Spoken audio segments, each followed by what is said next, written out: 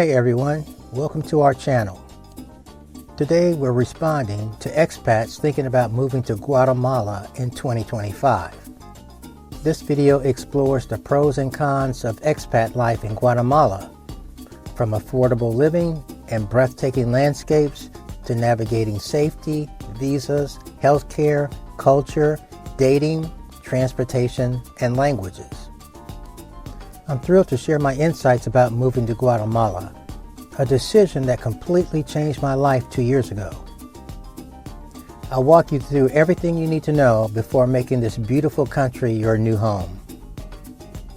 Before we get started, subscribe for more informative videos covering top expat destinations. You know, it's fascinating to see how Guatemala has become a magnet for expats like myself.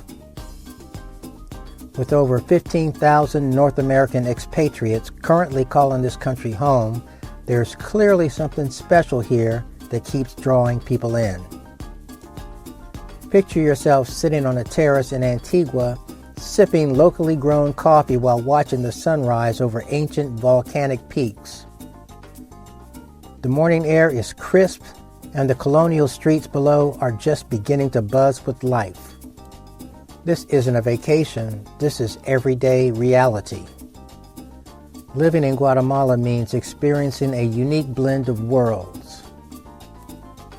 In Lake Atitlan, I've watched traditionally dressed Maya women selling hand-woven textiles right next to modern cafes offering fast Wi-Fi and artisanal lattes. It's this beautiful contrast that makes life here so fascinating. Let me address something right away. When I told my friends I was moving to Central America, they thought I was crazy. They asked me, "Isn't it dangerous? And what about modern amenities?" Well, I'm here to set the record straight. Let's start with legal requirements and documentation.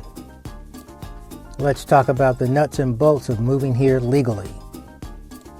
The 90-day tourist visa is where most people start. It's pretty straightforward. You'll get it upon arrival, and it covers all of Central America's CA4 countries.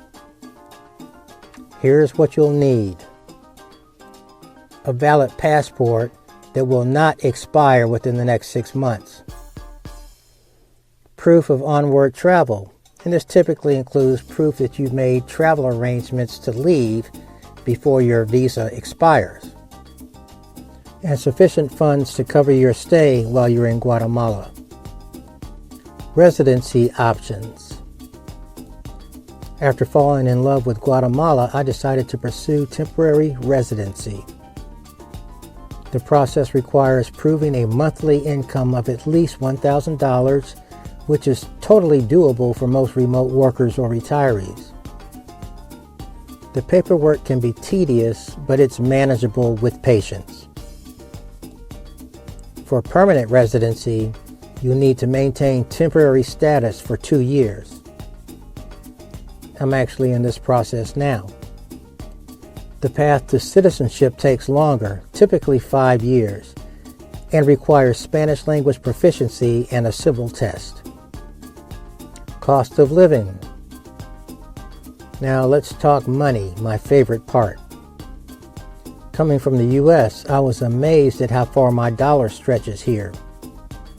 My monthly expenses in Guatemala are roughly 1/3 of what I used to spend back home.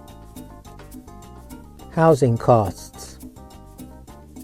In Antigua, I pay $600 per month for a beautiful 2-bedroom apartment with a volcano view. Similar properties in Guatemala City might cost $800 to $1,000, while in smaller towns you could find places for $400 or less. Utilities typically run around $100 per month, including electricity, water, and high-speed internet. If you're buying property, know that while foreigners can own homes, there are some restrictions on land ownership. Daily expenses. My grocery bill has dropped dramatically since moving to Guatemala. I spend about $200 per month at local markets, where fresh produce is incredibly affordable. A week's worth of fruits and vegetables cost me around $15. Transportation is also budget friendly. Local buses cost less than $1 per ride, while Uber trips around town average $3 to $5. For dinner out, I spend $5 to $7 at local restaurants or $15 to $25 at higher-end establishments. Healthcare and safety considerations. Healthcare was one of my biggest concerns before moving, but I've been pleasantly surprised. I pay $75 per month for comprehensive private insurance, which gives me access to excellent facilities in major cities. Private hospitals here are modern and well-equipped with English-speaking staff. A regular doctor's visit costs me about $30, and most medications are available over the counter at very reasonable prices. And now let's discuss safety. Let's address the elephant in the room, safety concerns. While Guatemala does have its challenges, I've learned that being street smart goes a long way. I stick to well-traveled areas, avoid displaying valuable items, and use trusted transportation services at night. Different regions have varying safety profiles. Antigua and tourist areas are generally very safe, while some zones in Guatemala City require more caution. I found that building relationships with neighbors and learning basic Spanish has helped me feel more secure. Now let's discuss culture and lifestyle. Living in Guatemala means immersing yourself in a vibrant culture rich in history and traditions. From colorful festivals like Semana Santa in Antigua to the lively markets of Chichicastenango, there's always something to celebrate. The people here are warm, family-oriented, and deeply connected to their heritage. As an expat, embracing this culture can open doors to meaningful friendships and a sense of belonging. If you're single and considering Guatemala, let's talk about dating. Many expats find Guatemalan locals to be friendly, family-oriented, and welcoming. Dating apps like Tinder and Bumble are commonly used, especially in urban areas like Guatemala City and Antigua. Keep in mind that family plays a significant role in relationships here. If you're serious about someone, expect to meet their family early on, as it's a core part of their culture. Marriage is viewed traditionally, and family ties are strong, often with multiple generations living together under one roof. For expat couples or families, Guatemala offers a unique opportunity to integrate into a close-knit community. Schools, especially international ones in urban areas, are accessible for expats raising children. And on the subject of transportation, getting around Guatemala can be an adventure in itself. Public transportation is widely available but varies greatly. Chicken buses, colorful, repurposed school buses are a cheap option but can be crowded and chaotic. In cities like Guatemala City, taxis and ride-sharing apps like Uber are reliable and affordable. Renting or buying a car is another option, especially if you plan to explore rural areas, but be aware that driving can be challenging due to the conditions of roads and local driving habits. For short distances, tuk-tuks are a fun and economical way to get around smaller towns. As pertains to language, Spanish is the official language in Guatemala, and while many locals in tourist areas speak some English, learning basic Spanish will go a long way in helping you connect with the community. Guatemala is also home to 22 indigenous Mayan languages, and in rural areas you may hear languages like Quiche or Cachiquel. Taking the time to learn even a few words in the local language can earn you immense respect. Spanish classes are affordable and widely available, so why not make it a part of your expat journey? Unique experiences for expats.